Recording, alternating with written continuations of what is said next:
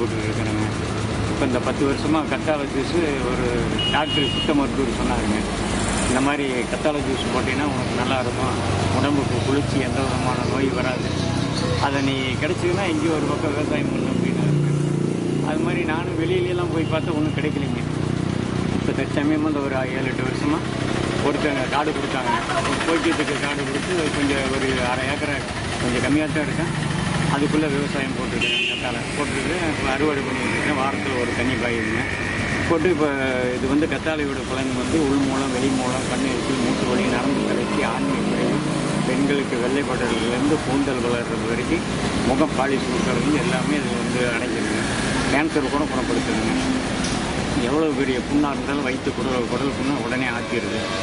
ஆனால் அதுக்கு தகுந்த மாதிரி சாப்பிட 1 மணி நேரம் வந்து கத்தாழை சாப்பிட்டோம்னா டீ காஃபி சாப்பிடக்கூடாது. சாப்பிடாமல் இருந்தோம்னா அந்த உடனே சூட்டை எவ்வளோ சூடாக இருந்தாலும் உடனே குறைச்சிடுங்க. இப்போ அந்த கத்தாழையை வந்து எப்படி ஜூஸ் போடுறீங்க? கத்தாழை வந்து ஜெல் எடுத்துக்குவேன். உள்ளே இருக்கிற ஜெல் எடுத்துக்குவேன். ஒரு 5-6 ட்ரிப் அலசிடுவேன். அலசிட்டு அதை போட்டுவிட்டு ஐஸ் வேணும்னாங்களா ஐஸ் போடுவேன். ஐஸ் வேணாங்கன்னா மோர், தயிர் சேர்க்க மாட்டாங்க. அது சேர்க்கக்கூடாதுன்ட்டாங்க. அதோட பவர் போயிடுங்க. அது கடுக்கப்பொடி போடுவேன், சப்ஜா போடுவேன், மிளகு போடுவேன், சால்ட்டு போடுவேன், லெமன் போடுவேன்.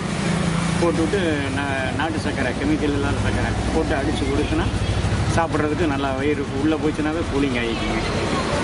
எவ்வளோ புண்ணாக இருந்தாலும் ஆறிடும். மற்றபடி கண்டது கிடையாதெல்லாம் சாப்பிட்டுக்கிட்டு இருக்கிறதுக்கு இது எவ்வளோ பிரச்சனை இல்லாத வீட்டிலேயே இருந்தாலும் வளங்க சாப்பிடுங்க. கத்தாழை ஜூஸ் சாப்பிட்டிங்கன்னா வீட்டில் இருக்கிறவங்க வளர்த்து அங்கேயே வீட்டிலேயே வச்சு வளர்த்து கூட நீங்கள் கத்தாழை ஜூஸ் சாப்பிடலாம். சாப்பிட்டிங்கன்னா உங்களுக்கு உடம்புல உள்ளது பூரா நீங்கள்